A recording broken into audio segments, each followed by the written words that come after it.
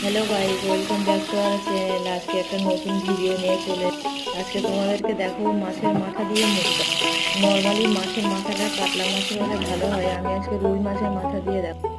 একসাথে দুটো কড়াই চাপিয়ে দিলাম, এক সাইডে মাছটা ভেজে নিলাম আর ওর উল্টো দিকে শুকনো কড়াইতে ডালটা ভেজে নিলাম। ওই ডালটাতে জল ঢেলে দিয়ে সিদ্ধ করে নেব। আমি একটা কড়াইতে তেল গরম করতে দিই। তেলটা গরম হয়ে এলে জিরে ফোড়ন দিয়ে পেঁয়াজ, আদা, রসুন, শুকনো লঙ্কার গুঁড়ো, জিরে গুঁড়ো, ধনিয়া গুঁড়ো দিয়ে টমেটো দিয়ে মশলাটা কষিয়ে নিলাম। মশলাটা কষিয়ে এলে সেই ভাজা মাথাটা নোড়া দিয়ে গুঁড়ো করে নিয়ে গুঁড়ো করা মাছের মাথাটা মশলাতে ঢেলে দিয়ে তারপর সিদ্ধ ডালটা ঢেলে দিলাম।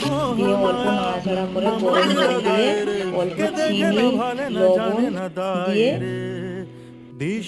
ফুটে গেলে ভাজা জিরে গুঁড়ো দিয়ে নামিয়ে